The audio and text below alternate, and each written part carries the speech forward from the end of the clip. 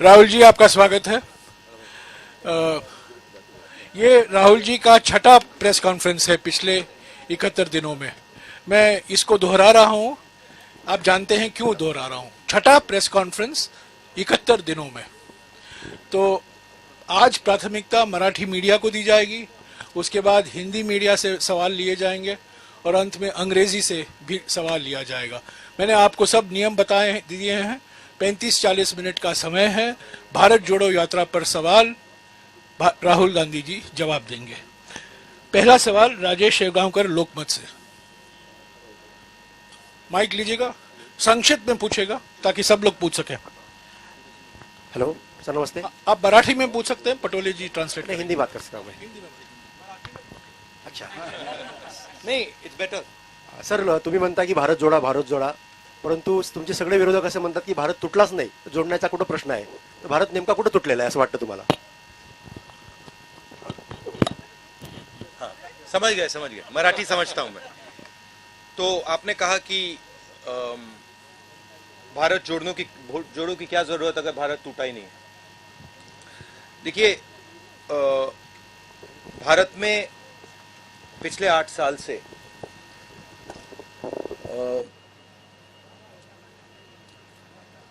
डर का माहौल,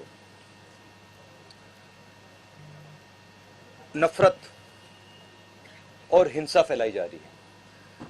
शायद बीजेपी के नेता हिंदुस्तान के किसान से बात नहीं करते हैं, हिंदुस्तान के युवाओं से बात नहीं करते हैं, क्योंकि अगर वो उनसे बात करते तो उनको पता लगता कि हिंदुस्तान के किसान को, हिंदुस्तान के युवा को सामने का रास्ता नहीं दिख रहा है. बेरोजगारी फैल रही है, महंगाई फैल रही है, किसान को सही दाम नहीं मिलता है. ठीक है, तो इस माहौल के खिलाफ खड़े होने के लिए हमने भारत जोड़ो यात्रा शुरू की है और ये कन्याकुमारी से श्रीनगर तक जाएगी. और अगर लोगों को नहीं लगता कि इस यात्रा की जरूरत है तो फिर लाखों लोग बाहर नहीं निकलते. Thank you. राजेश चरापे साकाल।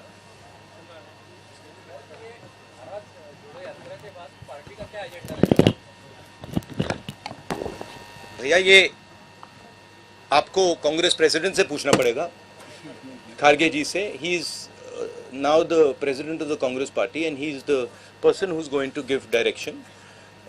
मेरा लक्ष्य भारत जोड़ो यात्रा पर है.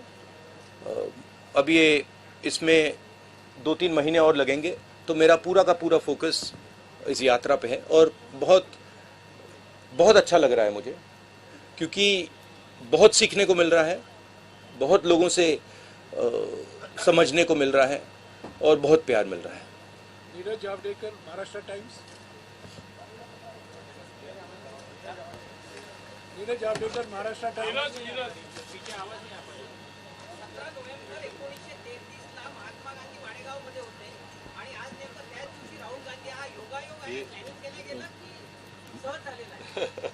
फिर से बोलिए जरा, ट्राई करता हूँ.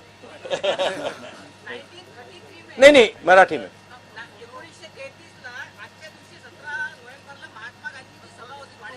हाँ,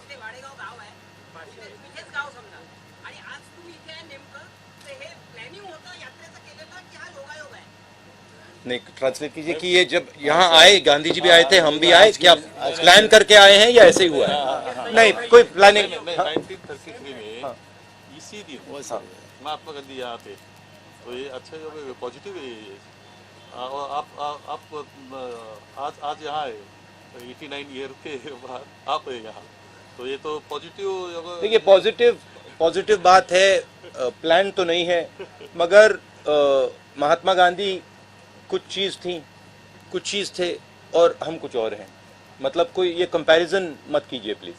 ये हमें मतलब ये गलत कंपैरिजन है. No event. He is Mahatma Gandhi ने देश को रास्ता दिखाया.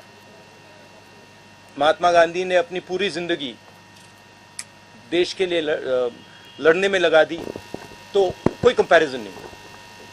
प्रबोध देशपांडे, लोकमत समाचार. लोकसत्ता. सॉरी. नमस्कार राहुलजी. माझा प्रश्न असा होता की केंद्र सरकारमध्ये भाजपा जो सत्ताधारी पक्ष आहे त्याच्यावर अंकुश ठेवण्यात प्रमुख विरोधी पक्ष म्हणून काँग्रेस कुठेतरी कमी पडताना दिसतो. तर या संदर्भात पक्षाची पुढील रणनीती काय राहणार आहे आणि 2024 साठी प्रमुख अजेंडा काय राहणार आहे पक्षाचा? कमजोर पड़ रहा है अपना पक्ष, विपक्ष का, ऐसा उनका कहना है. सब पूरा का पूरा ऑपोजिशन या कांग्रेस या कांग्रेस अपने विपक्ष इस नाते से हम कमजोर गिर रहे हैं, ऐसा उसका कहना है मोदी सरकार के. नहीं, देखिए ये जो लड़ाई है इसको सबसे पहले ठीक तरीके से समझना है. आमतौर से क्या होता है, लोकतंत्र में एक पॉलिटिकल पार्टी दूसरी पॉलिटिकल पार्टी से लड़ती है और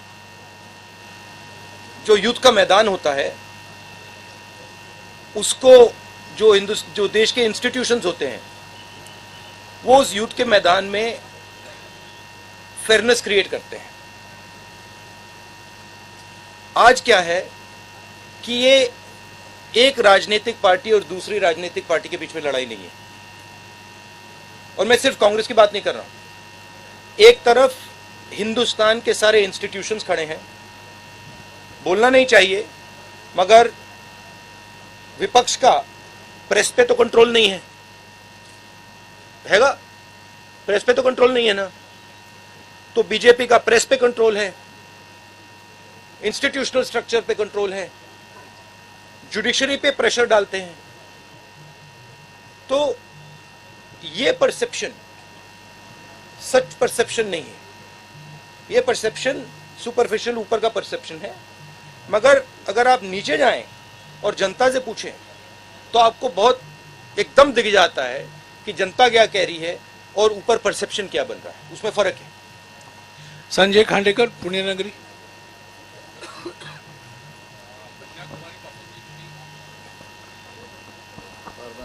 कन्याकुमारी पासून तुम्ही जी पदयात्रा सुरू केलेली आहे भारत जोडोची. सॉरी, एक मैं थोड़ा इसमें और कहना चाहता हूं. देखिए, हमने ये सब एवेन्यूज ट्राई की,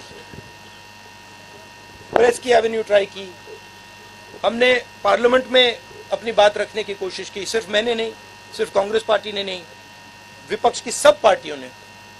ठीक है, जब हम वहां कुछ बोलने की कोशिश करते हैं, चाहे वो नोटबंदी की बात हो, चाहे वो जीएसटी की बात हो, चाहे वो चाइना की बात हो, वो माइक ऑफ हो जाता है. तो यात्रा हमने इसलिए चालू की है कि हमारा और विपक्ष को कोई और रास्ता ही नहीं बचा है. राहुलजी, कन्याकुमारी पासून तर आता मध्य महाराष्ट्रापर्यंत तुमची भारत जोडो यात्रा सुरू आहे. या दरम्यान सर्वात मोठी समस्या देशात काय आढळली तुम्हाला तुमच्या पाहणीत? सबसे बड़े प्रॉब्लम क्या है इस देश में अभी तुमको जो भी प्रॉब्लम्स आए वो क्या है, सबसे बड़ा प्रॉब्लम क्या है? सबसे बड़े मुझे दो प्रॉब्लम्स दिख रहे हैं. एक प्रॉब्लम है कि युवा को यह भरोसा नहीं है कि उसे रोजगार मिल सकता है. चाहे वो कुछ भी पढ़ ले, किसी भी यूनिवर्सिटी में चला जाए, सर्टिफिकेट मिल जाए, मगर वो आपको गारंटी करके ये नहीं कह सकता कि अगर मैंने इंजीनियरिंग की ट्रेनिंग की है तो मैं इंजीनियर बनूंगा या मजदूरी करूंगा. और ये यूनिवर्सल है. मतलब मुझे जो पढ़ाई कर रहे हैं उनमें से एक युवा नहीं मिला जिसने कहा हाँ मुझ में कॉन्फिडेंस है कि मुझे रोजगार मिल जाएगा. तो ये पहला बड़ा मुद्दा है. उसको अगर आप थोड़ी गहराई से देखें तो उस युवा के माता पिता ने मेहनत करके उसे उसकी शिक्षा के लिए पैसा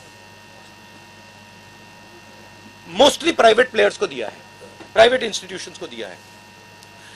एक तरफ वो दिन भर काम करते हैं, दूसरी तरफ महंगाई बढ़ती जा रही है, और तीसरी साइड जो उनका भविष्य है, उनका जो बेटा हो या उनकी बेटी हो, उसका रास्ता बंद है. तो पहला प्रॉब्लम ये है. दूसरा प्रॉब्लम किसानों का प्रॉब्लम है. जो देश को भोजन देता है, जो प्रोडक्टिव एलिमेंट है हिंदुस्तान, उसको कोई सपोर्ट नहीं, उसको कोई मदद नहीं है, उसको सही दाम नहीं मिलता. वो बीमा भरता है उसको जब आंधी आती है, तूफान आता है, उसको मतलब पैसा नहीं मिलता, कर्जा माफ उसका कभी नहीं होता। तो ये दो बड़े मुद्दे, बड़े प्रॉब्लम्स दिख रहे हैं। और तीसरा जो है जुड़ा हुआ है कि सब लोग ये कहते हैं कि अगर शिक्षा में हमें पैसा देना पड़ रहा है, अस्पतालों के लिए हमें पैसा देना पड़ रहा है, मतलब सरकारी अस्पताल नहीं बचे, सरकारी स्कूल्स कॉलेजेस नहीं बचे। महाराष्ट्र में तो स्कूलों को बंद किया जा रहा है, 20 बच्चों से अगर कम है तो उनको बंद ही करा जा रहा है। तो वो कह रहे हैं कि भैया अगर ये पैसा हम यहां डाल रहे हैं, ये जा कहां रहा है, किसके हाथ जा रहा है? तो वो इनइक्वालिटी की बात है और सबको मालूम है। मैं किसानों से पूछता हूं, भैया एक बात बताओ, ये आपका सिलेंडर, गैस सिलेंडर महंगा हुआ, पेट्रोल का दाम बढ़ा, आपके जेब में से पैसा जा रहा है, ये जा कहां रहा है? इमीडिएटली आंसर मिलता है, सब जानते हैं। मेघा कोचिक, Z24।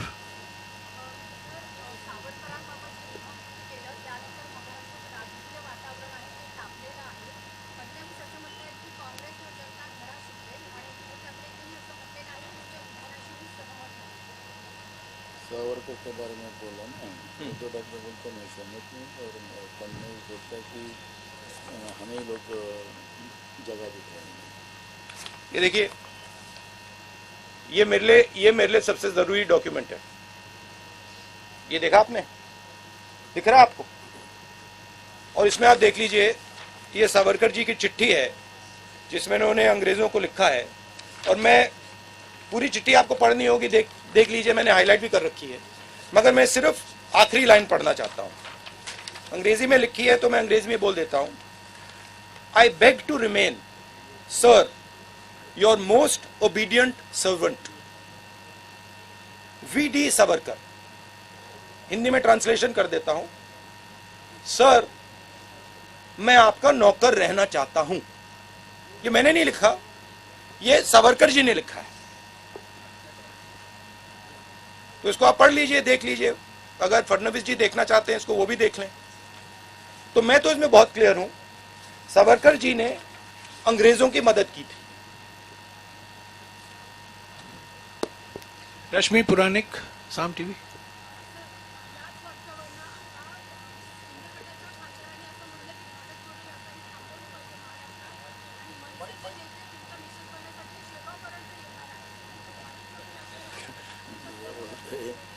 ये यात्रा को रोकना चाहिए, सावरकर के बारे में ऐसा बोला है, तो वैसे गवर्नमेंट को उसने लेटर लिखा। किसने? सेवाड़े।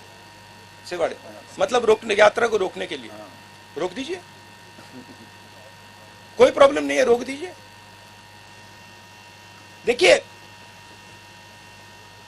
किसी का कोई विचार हो उसको रखना चाहिए, और अगर सरकार को लगे कि भारत जोड़ो यात्रा को रोक देना चाहिए तो रोकने की कोशिश कीजिए, करिए।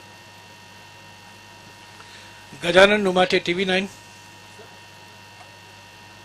आपकी रैली देखे तो उसमें घोषणाएं चलती है कि 2024 में प्रतिपक्ष का प्राइम मिनिस्टर पद का चेहरा राहुल गांधी है। क्या आप भी यही सोच रहे हैं कि 2024 में आप as prime minister candidate opposition? मैं ये आप डिस्ट्रैक्ट करने का बहुत अच्छा तरीका है। हमारा काम भारत जोड़ो यात्रा का काम है, हमें भारत को जोड़ना है। ये इस सवाल के बारे में हम सोच ही नहीं रहे। हम सिर्फ हम कन्याकुमारी से शुरू किए हैं, हम श्रीनगर तक जाएंगे और वहां पर हम तिरंगे को लहराएंगे। ये हम कर रहे हैं, ये हमारी तपस्या है, और हम और कुछ चीज के बारे में नहीं सोच रहे। मुस्तान मिर्जा, आज तक। मेरा सवाल यह है कि हिमाचल प्रदेश में जब इलेक्शन हुए तो आपने 40 रैलीज की थी, और पिछली बार गुजरात में भी बहुत बड़ा कैंपेन आपने किया था, पर इस बार आपके इक्का दुक्का सिर्फ रैलीज है गुजरात में, तो ऐसा क्यों?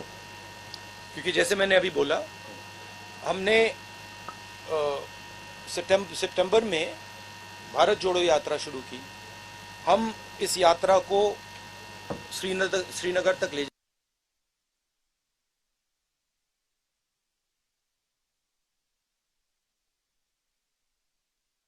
पूरा करना चाहते हैं। ज़रूर अगर कांग्रेस प्रेसिडेंट हमें कहेंगे कि हमें गुजरात जाना है, हिमाचल जाना है, तो हम जाएंगे। अभिजीत करेंगे एबीपी भाजपा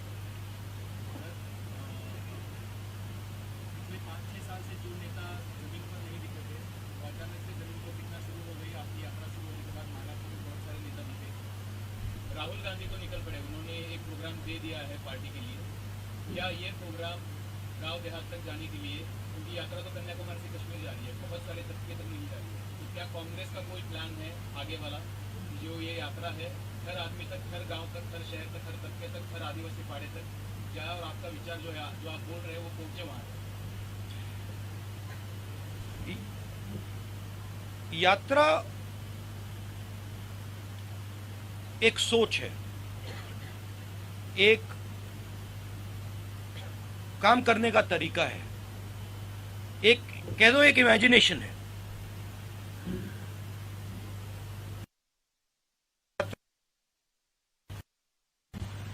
तो मुझे और हम सबको लगा था कि जो बीजेपी की अप्रोच है, नफरत से भरी,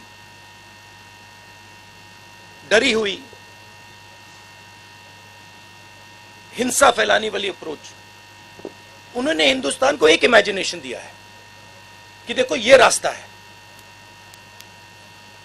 देश में नफरत फैलाओ, लोगों को डराओ, गरीबों को कुचलो, उन्होंने ये रास्ता दिया है। यात्रा की कोशिश है और ये यात्रा इसमें सफल हो गई है। यात्रा की कोशिश है कि देश को बताना कि देखिए सिर्फ ये तरीका नहीं है, एक और तरीका है। जयराम रमेश जी ने कहा कि हमने प्रेस से 6-7 बार बात की है। आपने अभी कहा कि बीजेपी के किसी नेता ने कहा कि यात्रा को रोक देना चाहिए। मैंने ये यहां तो नहीं कहा ना कि वो बिल्कुल गलत बोल रहा है, उसको चुप कीजिए, उसको मारिए, उसने कैसे बोला, नहीं। मैं कह रहा हूं देखिए उसकी राय है, अगर वो सोचता है उसको रखे, और अगर सरकार सोचती है कि इस यात्रा से देश को नुकसान हो रहा है तो रोक दो, कोई प्रॉब्लम नहीं है। ये काम करने का एक बिल्कुल अलग तरीका है, प्यार का तरीका, भाईचारे का तरीका, रिस्पेक्ट का तरीका। तो ये दो हमने विजन दिखाए हैं। अब यात्रा जो हमने रखी है, जो हमने की है, इसमें से पॉलिसीज भी निकलती हैं। अगर वो कहते हैं कि भैया देखो किसान को कुचल दो, किसान को सही एमएसपी मत दो, किसान को बीमा का पैसा नहीं मिलना चाहता, तो इस यात्रा के इमेजिनेशन से एक और तरीका निकलता है। किसान की बात सुनो, किसान से गले लगो, किसान की इज्जत करो। तो इससे पॉलिसीज भी निकलती हैं, इससे एक्शंस भी निकलते हैं। अब कांग्रेस के सब लोगों को लग रहा है हाँ भैया चलने में फायदा है, राजनीतिक फायदा है, लोगों से बातचीत होती है, सीखने को मिलता है, प्यार मिलता है, वजन भी कम हो जाता है। तो अलग अलग फायदे हैं, अलग अलग जो भी चाहता है वो फायदा ले सकता है। मगर मेन मैं बात ये कहना चाहता हूं, ये दो अलग इमेजिनेशंस हैं। एक मैंने यहां पे आपको सावरकर जी की चिट्ठी दिखाई, एक वो इमेजिनेशन है, और एक आपने पहले गांधी जी की बात की, वो दूसरा इमेजिनेशन है। तो ये देश में इन दो इमेजिनेशंस की लड़ाई है। लेकिन सावरकर जैसे नहीं, no supplementary please, Savarkar no supplementary please, no supplementary. Ravindra Ambedkar जब आता है तो विपक्ष में फूट भी पड़ जाता है। सुनिए, देखिए प्लीज, नो सप्लीमेंट्री। जरा बोले, देखिए आप एक बात समझिए, ये मेरी राय है, ये मेरी राय है कि जब सावरकर जी ने ये चिट्ठी साइन की, गांधी जी, नेहरू जी, पटेल जी, ये सब सालों जेल में रहे, कोई चिट्ठी साइन नहीं की। मेरी थिंकिंग है कि जब सावरकर जी ने इस कागज पे साइन किया, उसका कारण क्या था? उसका कारण डर था। अगर वो डरते नहीं, वो इसको कभी नहीं साइन करते। और इस सिग्नेचर में धोखा था। जब उन्होंने ये साइन किया, वो हिंदुस्तान के जो सब नेता थे, महात्मा गांधी, सरदार पटेल, उन सबको उन्होंने धोखा किया और उन्होंने उनको कहा कि देखो तुम गलत कर रहे हो, तुम्हें भी साइन कर देना चाहिए। तो ये दो विचारधाराएं हैं। हमारी पार्टी में हम डिस्कशन करने के लिए तैयार हैं। अगर कोई सोचे कि नहीं भैया यात्रा को ऐसे चलाना चाहिए, हम प्यार से सुनते हैं। हम डिक्टेटर नहीं है यहां पे। मैं फिर से आपसे गुजारिश करूंगा, सप्लीमेंट्री मत पूछिए क्योंकि और लोगों का टाइम घटेगा। Marathi news digital news channel, Ravindra Ambekar ji. आप जिस विचारधारा का विरोध करते हैं, चुनाव आते ही आपके सारे विधायक उस विचारधारा की पार्टी में ज्वाइन हो जाते हैं। क्या आपकी इस भारत जोड़ो से इस समस्या का हल निकलेगा? और दूसरा है भारत जोड़ो में क्या नया एक सवाल रविंद्र प्लीज, एक सवाल आपने पूछ लिया, नया यूपीए उसका जवाब देने दीजिए। एक सवाल अभी मेरे साथ एक शिवसेना के एमएलए चल रहे थे, वो कह रहे थे 50 करोड़ रुपए उनको ऑफर किया था, वो नहीं गए, बहुत सारे और गए। तो देखिए एक प्रकार से ऑपोजिशन की सफाई भी हो रही है। जो भी करप्ट लोग हैं, जो 10 करोड़ के लिए, 15 करोड़ के लिए, 50 करोड़ के लिए बिक जाते हैं, वो बीजेपी में जा रहे हैं। अच्छी बात है। हिंदुस्तान में साफ सुथरे लोगों की कमी तो नहीं है, हमारे साथ आ जाएंगे। हमारे पास 12-13 मिनट का समय बाकी है। अब मैं हिंदी और अंग्रेजी मीडिया से सवाल लूंगा। अखिलेश मिश्रा, नवभारत हैं क्या? पूछिए ना, आगे आगे पूछिए। जब तक आगे आएंगे मैं अगले सवाल से पूछूंगा। संतोष गवाई, दैनिक भास्कर, उनको माइक दीजिएगा, जल्दी जल्दी जल्दी।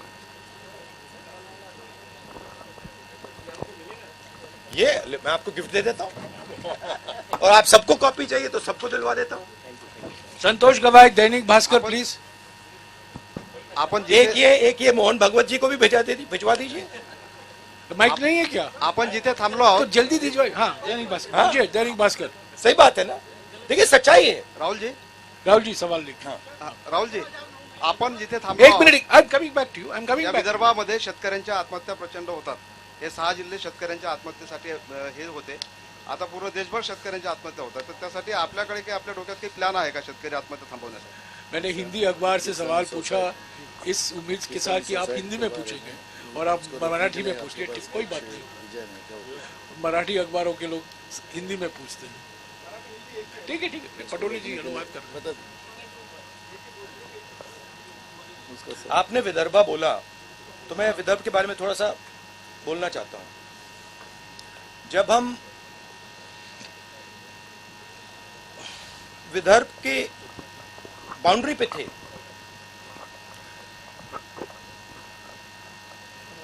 तो हमारे लोगों ने कहा कि हमें वहां पे अंदर आने से पहले वहां पे आपका एक गीत सुनना है। आप थे वहां पे? नहीं, आप नहीं थे। वहां पे गीत सुनना है। तो मैं वहां पे गीत सुन रहा था और मेरे दिमाग में सवाल था उस टाइम जब वो गीत गा रहे थे। मुझे गीत बहुत अच्छा लगा और जब वो गा रहे थे मेरे दिमाग में सवाल था कि महात्मा गांधी जी जो थे वो वर्धा क्यों गए? मेरे माइंड में क्वेश्चन था। कितनी जगह है हिंदुस्तान में, कितने स्टेट्स हैं, वो यहां क्यों आए? तो मेरे दिमाग में ये सवाल था और मैं सोच रहा था। और फिर गीत के बाद वहां पे एक बड़ा सा आपने गेट लगा रखा और गेट के जैसे मैं अंदर गया 10 मिनट नहीं हुए मुझे बात समझ आ गई कि जो कांग्रेस की जो आइडियोलॉजी है वो एक्चुअली विदर्भ में है और जो नेचुरल कांग्रेसी होता है वो सब विदर्भ में बैठे हुए हैं। अब आपने बोला विदर्भ के किसानों की बात की। विदर्भ में ज्यादा मुश्किल है, मगर ये जो आपने मुद्दा उठाया है ये सिर्फ विदर्भ का मुद्दा नहीं है, ये पूरे हिंदुस्तान का मुद्दा है। विदर्भ में पानी की समस्या है, उसके बारे में कुछ किया जा सकता है। मगर जो हमारे प्रोड्यूसर्स हैं, जो खेती करते हैं, उनको प्रोटेक्शन देने की जरूरत है, उनको उनकी रक्षा करने की जरूरत है। जैसे कोई परिवार में कोई जो ब्रेड अर्नर होता है वो जरूरी होता है, उसकी प्रोटेक्शन करने की जरूरत होती है। वैसे ही हमारा जो किसान है वो देश को भोजन देता है। आजकल हमारी मेंटालिटी, सरकार की मेंटालिटी कि भैया हाँ देखो ये खेती कर रहा है, उसको छोड़ दो, करने दो, सही रेट मिले ना मिले छोड़ दो, कर्ज माफी की जरूरत है नहीं छोड़ो।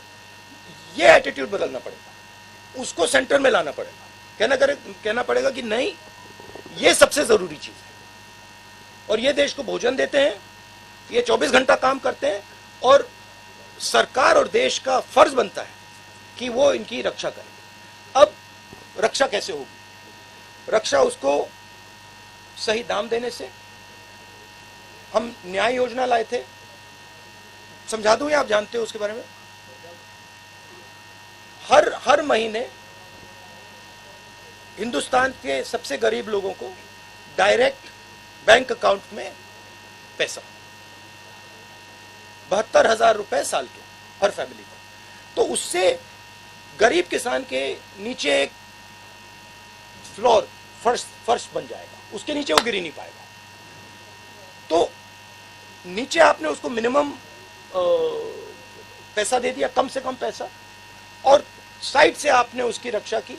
आपने उसको जब उसको कर्जे की जरूरत, जब उसके कर्जा ज्यादा हो जाए, आप सेंसिटिविटी से सुनो, आप उसकी बात समझो, जब उस पर प्रेशर आता है आप उस प्रेशर को रिलीज करो। तो ये सब काम बहुत आसानी से किया जा सकता है। हमने यूपीए की सरकार में ये काम किया था। और आप विदर्भ के किसान से पूछो, जब विदर्भ को दर्द हो रहा था, यूपीए ने एकदम यहाँ पे पैकेज दिया था। अखिलेश मिश्रा, नवभारत। राहुल जी, उत्तर प्रदेश में पार्टी आपकी बहुत कमजोर होती जा रही है, आपकी यात्रा उधर से क्यों नहीं जा रही है? ये जो यात्रा है ना, ये इसका लक्ष्य कन्याकुमारी से कश्मीर तक जाने का है। नहीं, आप चले गए, सवाल पूछ लिया। हाँ, जवाब नहीं चाहते क्या? हाँ, तो ये यात्रा कश्मीर तक जाएगी और कन्याकुमारी से ये शुरू हुई है। अब मुझे पता नहीं ये किसने बात बोल दी कि ये यात्रा उत्तर प्रदेश से नहीं निकलेगी। मुझे नहीं मालूम किसने बोला है, क्योंकि दिल्ली के बाद ये यात्रा उत्तर प्रदेश से निकलेगी। उत्तर प्रदेश से हरियाणा जाएगी, हरियाणा से पंजाब जाएगी, पंजाब से जम्मू जाएगी। तो पता नहीं ये मिस इन्फॉर्मेशन कौन फैला रहा है, मगर ये यात्रा यूपी में जाएगी। गजानन अवस्थी, लोकमत समाचार। एक मेरी एक्चुअली शिकायत है कि यूपी में थोड़ा और जाना चाहिए था, बट अगर हम थोड़ा और जाएंगे तो वो रास्ता फिर ज्यादा लंबा हो जाएगा। इसलिए हमने यूपी में शायद 2-3 डिस्ट्रिक्ट्स में हम जाएंगे, 3, 4, 5 दिन जाएंगे। मैं राहुल जी से निवेदन करूंगा कि उनके जवाब के कारण हम इसको 5 मिनट बढ़ा सकते हैं तो अच्छा। हाँ, बढ़ा। ठीक है, गजानन अवस्थी प्लीज, लोकमत समाचार। हेलो सर, राज्य के अभी की जो खस्ताहाल एक minute please, Gajanan Awasthi. Sir, राज्य की जो खस्ताहाल स्थिति है अभी महाराष्ट्र की, तो ये पदयात्रा का उस पर कुछ असर होगा क्या वर्तमान राज्य की स्थिति पर? नहीं, राज्य मतलब महाराष्ट्र के राज्य ये थी कि हाँ, पार्टी की स्थिति कमजोर नहीं है। महाराष्ट्र में कांग्रेस की विचारधारा, और ये मैंने जयराम रमेश जी से कहा, मैं आपको बताऊं सबसे अच्छा रिस्पांस महाराष्ट्र में मिला है। नेचुरल कांग्रेस है ये। और मुझे मतलब ये बात बहुत समझने को मिली है, ये यहां पे नेचुरल कांग्रेस है, मतलब ये डीएनए है कांग्रेस का। तो यहाँ कांग्रेस पार्टी मजबूत कमजोर बिल्कुल नहीं। वैभव गंजापुरे, टाइम्स ऑफ देखिए, इंडिया, ये प्लीज। आप- देखिए फ्यूचर तो आप प्रेडिक्ट करते हो, मैं तो करता नहीं हूं, मगर असर जरूर पड़ेगा, पॉजिटिव असर पड़ेगा। वैभव गंजापुरे। राहुल जी, जब आपका यात्रा खत्म होगा कश्मीर में, तो आप क्या बदलाव देखते हैं भारत में, और कांग्रेस पार्टी को कैसा एक सवाल अंग्रेजी मीडिया भी हिंदी में पूछ रही है। अच्छा है, ठीक है। Okay, how it will benefit the Congress when you and your यात्रा इन Srinagar? Look, I am not a soothsayer. I cannot predict the future. But you must have thought something. You must have asked a thought question. Let me answer the question. My job is to do what I see as my duty, and I felt that my duty, in a time when India is internally fractured, in pain, where violence is being spread across the country, where hatred is being spread across the country, I felt it is my duty to show that there is another way possible. That there is a way possible where you are affectionate and loving to people, where you can disagree with them, where you can say, I actually don't like your views, but I can still go to you and say, I don't like your views, but I'm ready to listen to your views, and I'm not going to beat you because I'm more powerful. I'm not going to thrash you because I'm more powerful. So I thought it was my duty as an Indian citizen to place that on the table. And that is the idea of the Bharat Jodo Yatra. Now, please don't misunderstand. It is not only my duty, and it is not only I who is thinking this. Large number of Congress people feel the same thing. And millions of people, farmers, youngsters, men, women, feel the same thing. So I think it has been, it's a very powerful thing, the Yatra.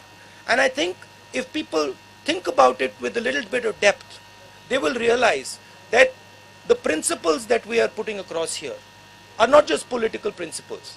They are principles that you can use in your life. They are principles that you can use with your brother, with your sister, with people you are working with. A little respect will not weaken India.